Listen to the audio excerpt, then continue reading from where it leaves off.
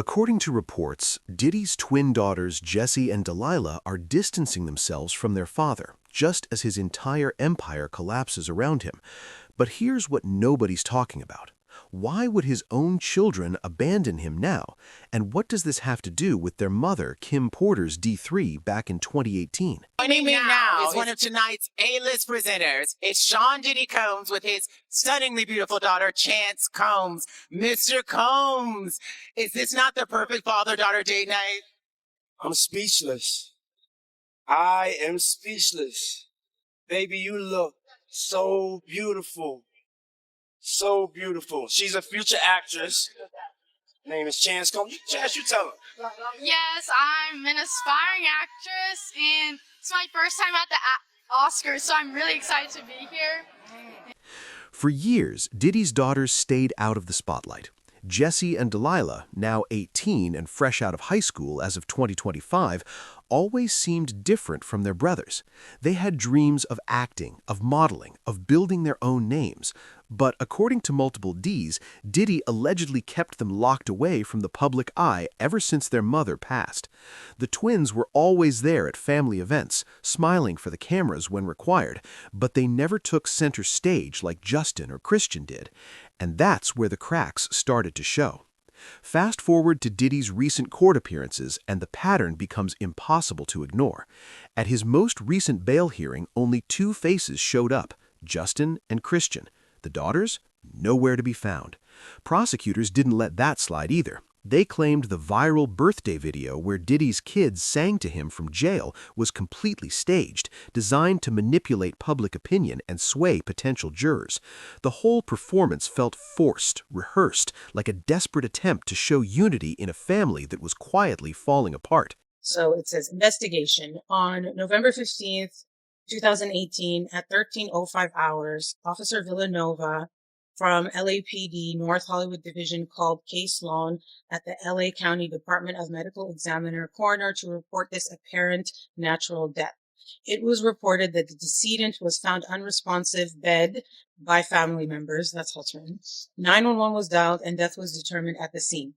There was no known medical history other than recent cold flu-like symptoms for the past few days. An in-house physician prescribed antibiotics and IV fluids. There was no known history of drugs or alcohol use. PMD Michael Fardab.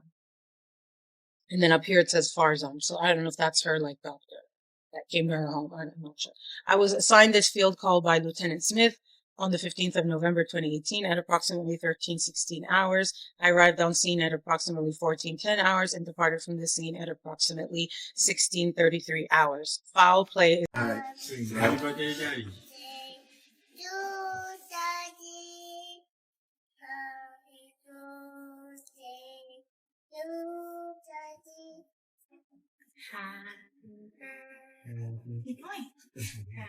Happy birthday to keep going, love.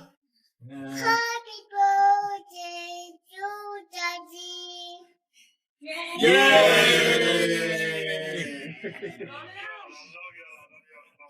We love you too.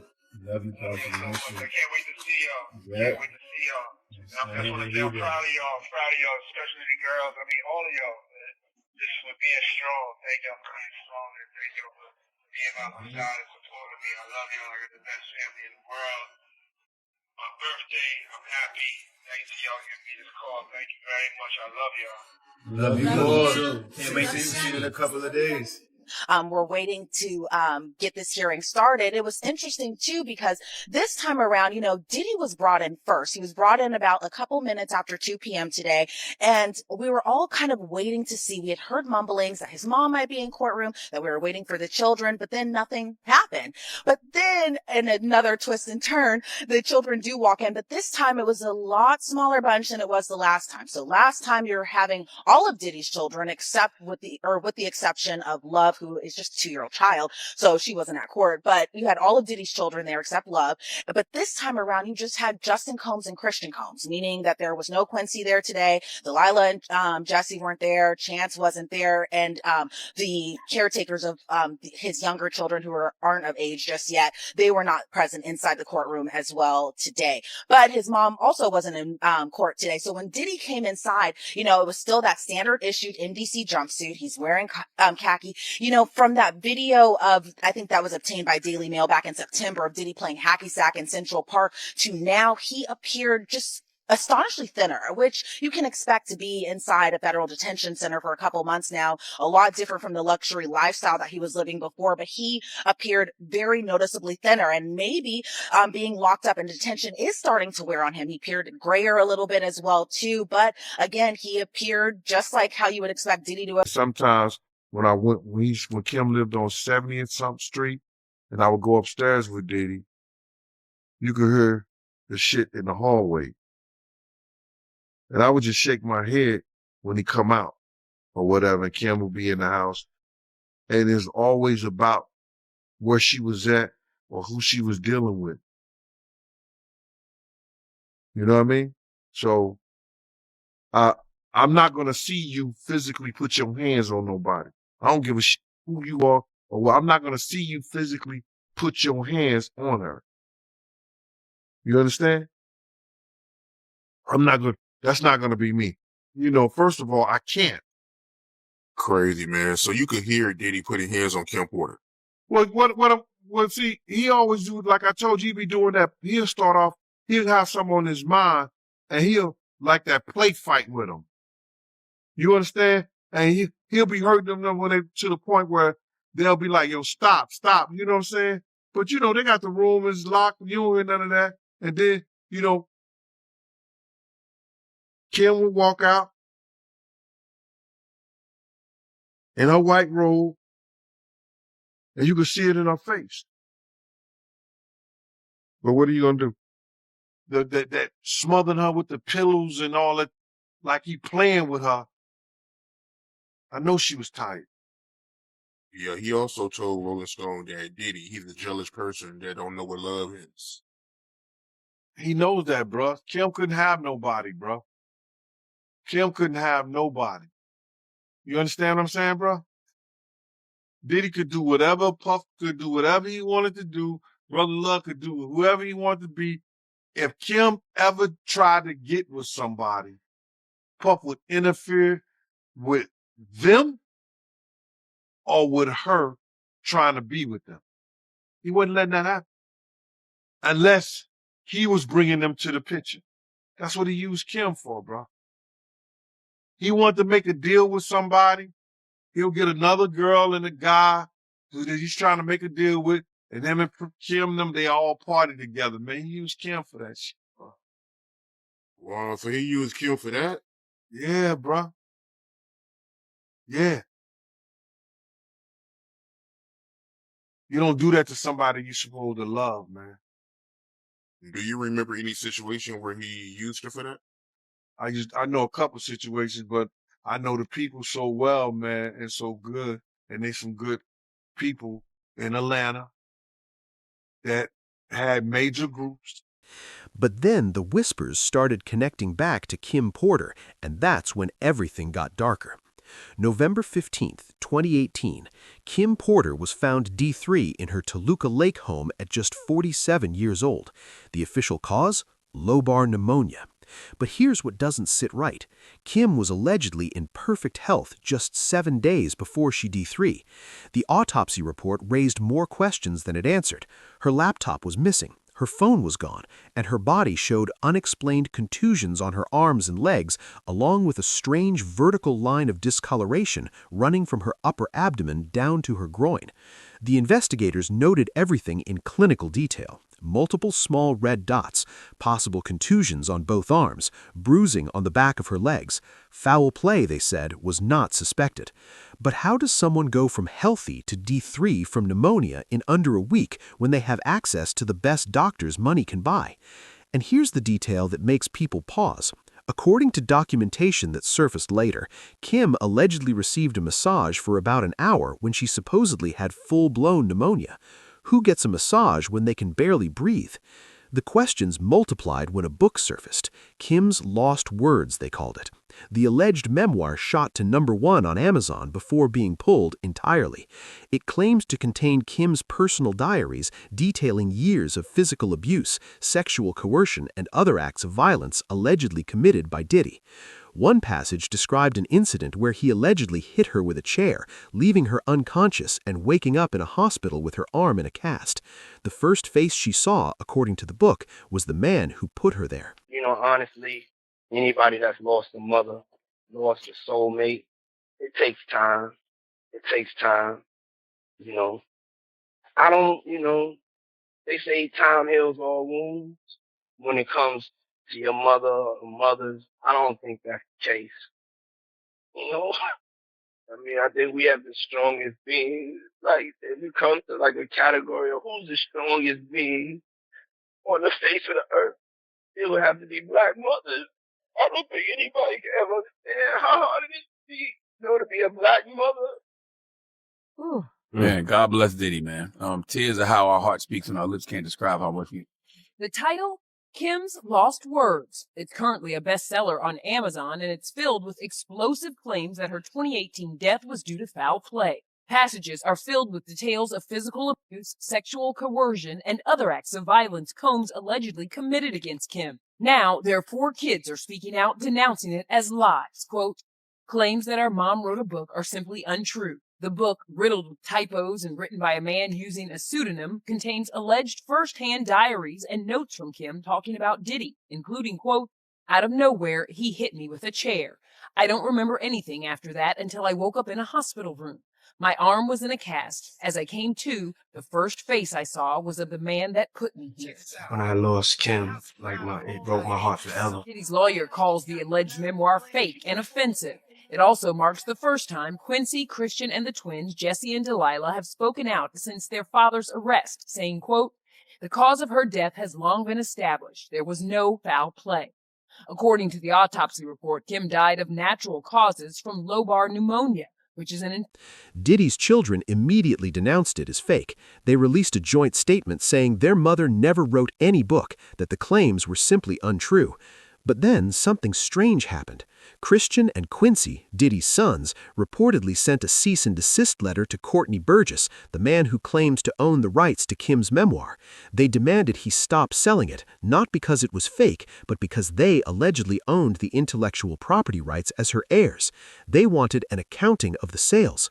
Think about that for a second. If the book is completely fabricated, why are they fighting over who owns it? Courtney Burgess had already handed a flash drive with the material over to the FBI. The kids weren't just protecting their father's reputation anymore. They were protecting something else entirely, and the twins had been watching this whole charade unfold. How is it that there was no electronic products or gadgets around Kim's bed? Her laptop missing, her cell phone's missing. Everything is missing that she could get in touch with her little girls if they're not at home, or her friends or family. All that's missing. How is it that, and this is hearsay, that the detectives did not even view the body in the bed where she died at? That the coroner had already removed her, pronounced her dead, and told the detectives that it was no foul play. And if that is true, as I've heard it, and we've read certain things on the internet about it, that case needs to be reopened. We know that Kim, and it's in the this is in the documentation, shout out the paperwork, at the paperwork part. I gotta shout him out, man, because he looked in the paperwork and it said Kim received a massage for about an hour when she's supposed to have full-blown pneumonia. Who gives somebody a massage when they got pneumonia? No. Do you think that Diddy killed her? Absolutely. Why? because of all the videotapes, because of the book, because of all the people she gave copies of her book to, or at least chapters, because of everything that she had on him, because of the tape that she used to blackmail him into a relationship and into a raise of him being sodomized by Andre Harrell.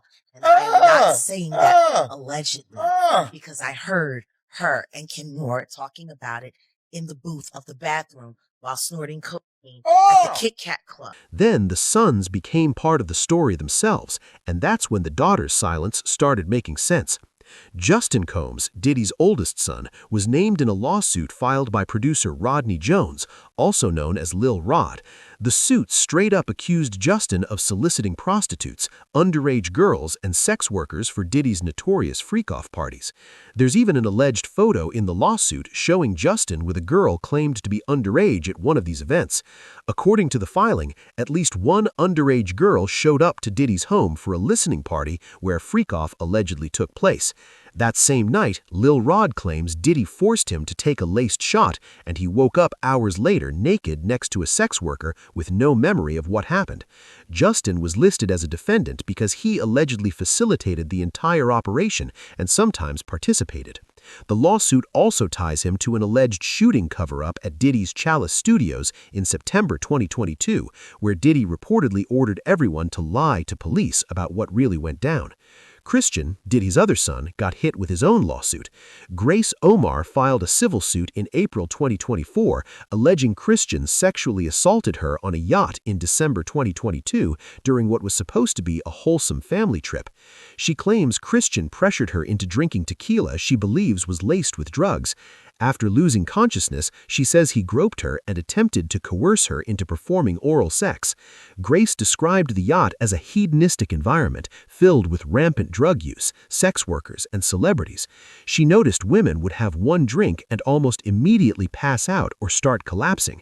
Christian allegedly came onto the yacht every evening already intoxicated, and on December 28th, he showed up even more messed up than usual, pushing Grace to take shots before allegedly assaulting her in the yacht's makeshift studio. A small amount of blood was noted as issuing from the right nair. A small amount of white frothy sputum was also noted issuing from the mouth. Well, she had foam coming out of the mouth. What appeared to be a contusion was noted to the left upper arm. Multiple small red dots and what appeared to be a small contusion was noted to the right upper arm. What appeared to be small contusions were also noted to the bilateral posterior upper legs. Piercings were noted to the bilateral ears, implants were noted to the bilateral breasts, a vertical line of discoloration was noted extending from the upper abdomen to the groin region, the back was unremarkable, no other scars, marks, or apparent signs of trauma were noted. Rigor was noted to be a 3 throughout the body, lividity was fixed and appeared to be consistent with the decedent's position upon my arrival. Identification, decedent was positively identified as Kimberly Antoinette Porter. Next of kin, they notified the son and other family members. Decedent was not married. I spoke with Detective Patike at the scene and he confirmed this information. Organ tissue procurement was not addressed with the family. And autopsy notification, it says no exam notification. And then the prison calls leaked, and suddenly the sons weren't just defendants in civil suits. They were allegedly active participants in obstruction. A recorded phone call allegedly between Diddy and his son Justin surfaced online, and the language was anything but subtle. Diddy allegedly told Justin to get rid of all the leftover pizza boxes. Now, if you know anything about certain internet conspiracies and coded language, pizza has been used as slang in some dark corners for something far more sinister involving children. The call also mentioned someone named Jay. Speculation immediately pointed to Jay-Z, though nothing's been confirmed, and something about recycling plastic. Prosecutors weren't amused. They accused Diddy of using other inmates' phone accounts to contact people not on his approved list, setting up three-way calls with accomplices on the outside, and explicitly trying to influence potential jurors. Here's the other thing with Mr. Burgess. He apparently says he owns the rights to a book that was reportedly based on the alleged memoir of Kim Porter. In fact, according to TMZ, Burgess' phone was seized by the feds, and on it was a copy of a flash drive with material that was used in this book. Here's the problem. Christian and Quincy Combs, these are the sons of Diddy and Kim Porter. Quincy's actually adopted by Diddy. But they are reportedly fighting back, and they have sent Burgess a cease and desist letter to prevent the further sale of this book. They argue this is just an attempt to capitalize on Porter's fame and that they own the rights to her IP, her intellectual property, like her diary entries or potential manuscript. As her heirs, they own it. And they also want an accounting of current sales of the book. To be clear, though, they aren't acknowledging that there is, in fact, a long-lost memoir from their mother. In fact, they've actually denied that before when there was a similar book, a derivative work, we'll talk about that, published by this guy named Chris Todd on Amazon. They were adamantly fighting against that. They said that their mother wouldn't write this. But what they're basically saying is if something should exist, they own it. And those statements include descriptions of what the witness says he saw on those tapes. So I asked him about that, and he answered what he could, given the limitations imposed on him after testifying before the grand jury. Out of those 8 videos, 8 celebrities, 6 men and 2 women, how many of those 8 celebrities were close to being underage or potentially underage? 2 males. 2 males. And of those 8 celebrities, how many of them were intoxicated or under the influence of drugs? This is going to be all speculation. I just want to preface it by he wouldn't know if they were right. Sure. Appeared to Let be me rephrase right, it. based on yes. Understand. Out of the 8 celebrities who were recorded having intimate relations with Sean Combs, how many of them appear to be either inebriated or intoxicated or under the influence? All of them. All of them. Out of those 8, how many appear to be potentially victimized? How many might have been victimizing? I think all, to be honest, all. Were victims They or victims. were perpetrating? Victims. They were all 8 were victimized, Yeah. meaning this was happening to them and they were inebriated. Right. Not knowing, I guess, how much proof it was in it, what they was doing. This prison phone call just leaked and it was posted by Social Details. This is allegedly a call that he had, and there's a lot of talk, a lot of code words in there, so we're going to listen to it together. Check it out.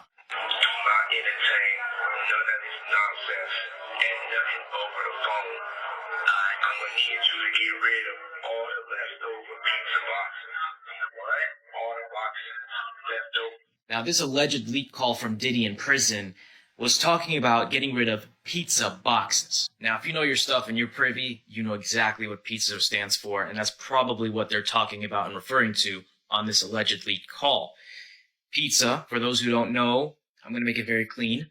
It has to do with children and selling. Make sure you recycle the plastic like you talk. Now, in this alleged phone call, he starts talking about someone named Jay. People are speculating that maybe Jay-Z, but there's no confirmation. At the same time, he talks about recycling plastic.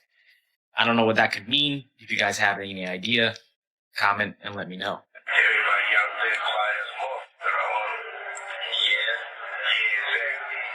We gonna let them have their little fun, but I'm still gonna have the last laugh. I mean, it seems by the call that he's looking for help. He's saying that a lot of people are quiet, I guess people that are on his side, and that he's going to have the last laugh. Sean Diddy Combs, looking to suppress evidence in his federal trial. Senior investigative correspondent Aaron Katursky is back with the story. Good morning again, Aaron. And to you, Michael, you'll remember federal agents from Homeland Security Investigations were hardly shy when they raided Sean Combs' opulent homes in Los Angeles and Miami, guns drawn.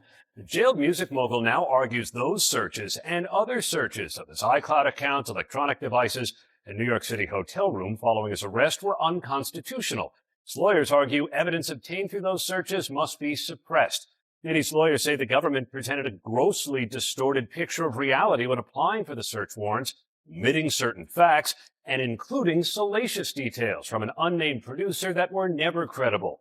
Combs has pleaded not guilty to racketeering conspiracy, sex trafficking, and prostitution charges. The defense is also arguing here his ex-girlfriend, Cassie Ventura, was a willing participant in drug-fueled sex performances called freak-offs, not coerced as Prosecutors laid it out clearly. Almost immediately after arriving at the Brooklyn Detention Center, Diddy allegedly started using at least 8 different inmates' phone accounts. He'd call family members and his attorneys, then instruct them to add other people via three-way calling, which is strictly prohibited. On some of those calls, prosecutors say Diddy was explicit about his intention to use public statements and social media posts to sway the jury pool. The birthday video? Prosecutors claim Diddy enlisted his family to plan and execute that social media campaign, then monitor the audience engagement from behind bars to see if it was working. His sons were allegedly the ones coordinating everything, keeping Diddy connected to the outside world, helping him try to manipulate witnesses and control the narrative. There are also allegations that Diddy forced these victims to have sex with prostitutes as he touched himself. He called these situations freak-offs, and oftentimes he recorded them. Here's where some of the allegations against his son Justin Combs come in. So all this takes us back to February, when Rodney Jones, also known as the producer Lil Rod, filed civil suit against Diddy. In his lengthy lawsuit, Lil Rod straight name drops Justin Combs, describing him as someone who solicits prostitutes, underage girls, and sex workers. There's actually a picture of Justin Combs with an allegedly underage girl shown in the lawsuit. Now, in this specific instance, Lil Rod alleges at least one underage girl came to Diddy's home for a listening party. A sex worker was also apparently solicited, and a freak-off ensued. As an aside, this is the same night that Lil Rod alleges Diddy forced him to take a laced shot. He started to feel lightheaded and then woke up at 4 o'clock in the morning, naked next to a sex worker. It's important to note Justin Combs is listed as a defendant on this case because, according to Lil Rod, he facilitated Diddy's alleged RICO enterprise and at times participated. Civil suit points to more accusations against Justin Combs, too, for his involvement in an alleged shooting cover-up. According to court documents, it happened on September 12, 2022, outside Diddy's Chalice Studios. Lil Rod says Diddy, his son Justin, and Justin's friend who went by G were all there when things got heated. Lil Rod says he heard multiple gunshots ring out and later found G on the bathroom floor in the fetal position. Lil Rod says he was bleeding out of his hip and leg area. Lil Rod says he was applying pressure to G's wounds and then asked the crowd to call an ambulance. At that point, both Diddy and Justin Combs disappeared to another part of the studio. Diddy then gave strict instructions to inform the police that he had nothing to do with the shooting. He also forced Mr. Jones to lie to the police by telling them that G was shot standing outside the studio by a drive-by assailant. So that specific allegation involves Diddy's son Justin, but another allegation and entirely separate civil lawsuit involves his other son, Christian, or King Combs. Grace Omar K. alleges that Christian Combs sexually assaulted her on a yacht in December 2022, and she says it was facilitated. And she was 25 years old at the time. She believed that the trip would be a, quote, wholesome family excursion, but says it, quote, turned into a hedonistic environment, even describing rampant drug use amongst sex workers and celebrities who came on board. She believes that the alcohol on the yacht had been laced with drugs because she says women would have one drink and then almost immediately pass out or start falling over. This is, by the way, something that it was also alleged in Jones's lawsuit, that Combs would spike the drinks of different people. But focusing on Christian Combs, Markey says that Christian Combs had been staying at a villa on the shore, but that he would come onto the yacht in the evening to party. And on December 28, 2022, Christian reportedly arrived very intoxicated and then proceeded to pressure Markey to take shots of tequila. She did. Christian allegedly tried to get her to drink more in the yacht's makeshift studio. Markey alleges that Christian kissed her neck, kissed her face, as he groped her legs, breasts, and private. And through all of this, the daughters stayed silent. Jesse and Delilah weren't showing up to court. They weren't posting on social media in support. They graduated high school in May 2025 and started building their own careers, quietly stepping into modeling and distancing themselves from the chaos their brothers were drowning in. These are the same girls who allegedly witnessed firsthand how their father treated their mother. Gene Deal, Diddy's former bodyguard, has gone on record multiple times describing what he heard and saw. He claims he stood outside locked rooms where Diddy and Kim were together and heard the sounds of violence through the walls. Kim would come out in a white robe and you could see it in her face, he said. He described Diddy as someone who would start off toy fighting, but would actually be hurting Kim to the point where she'd beg him to stop. Gene told Rolling Stone that Diddy is a jealous person who doesn't know what love is, that Kim couldn't be with anyone else while Diddy did whatever he wanted. He even alleged Diddy used Kim to make business deals, bringing her and another woman into situations with men Diddy wanted to work with, turning intimacy into leverage. Sean Diddy Combs, prosecutors are accusing Combs of trying to contact prospective witnesses and obstruct the case against him. Our senior investigative correspondent, Aaron Kotursky, is here with more on that. Good morning to you, Aaron. Good morning, Robin. Sean Combs going to be asking a judge this week to release him on bail, but prosecutors now say the argument for detention has only gotten stronger. This morning, federal prosecutors are accusing Sean Diddy Combs of escalating his attempts to influence the jury pool and subvert his criminal case. Almost immediately after arriving at the federal jail in Brooklyn, prosecutors say Combs started using telephone accounts of at least 8 other inmates to call people not on his approved contact list. Prosecutors allege Combs frequently instructs family members and his attorneys to add other individuals via three-way call, which is not allowed. On some of those calls, prosecutors say Combs is explicit about his intention to use public statements to sway potential jurors, including this Instagram post by Diddy's kids. Happy birthday to Daddy. Prosecutors say Combs enlisted family members to plan and execute a social media campaign around the defendant's birthday, the first time we heard his voice from behind bars. Oh, thank y'all for being strong and thank y'all for being by my side and supporting me. I love y'all. I got the best family in the world. Prosecutors say Combs then monitored audience in. The twins grew up watching that. They lived in that house. They saw their mother's face after those locked-door sessions, and now they're 18, legally adults, and they're choosing silence over support. Their brothers are out here fighting lawsuits, allegedly tampering with witnesses, doubling down on defending their father no matter what. But Jesse and Delilah? They're building separate lives. They walked runways in late 2025. They're carving out identities that have nothing to do with the Combs name or the empire their father built. They're not showing up to hearings. They're not posting emotional tributes. And maybe that silence is the loudest statement of all. Diddy's legal team managed to fast-track his appeal, and oral arguments are set for April 9, 2026. But even if he wins that fight, even if he somehow walks free, the damage inside his family is already done. His sons are tangled up in their own legal nightmares, accused of carrying on his father's alleged criminal enterprise. His daughters have checked out entirely, choosing distance over support. The man who built an empire on image and control is watching it all crumble from a jail cell, and the two people who knew his darkest secrets, Kim and now her daughters, aren't speaking up for him anymore. So here's the question nobody's answering. If Jesse and Delilah really do pursue emancipation or just keep walking away, will they ever go public with what they know, or is their silence the final revenge?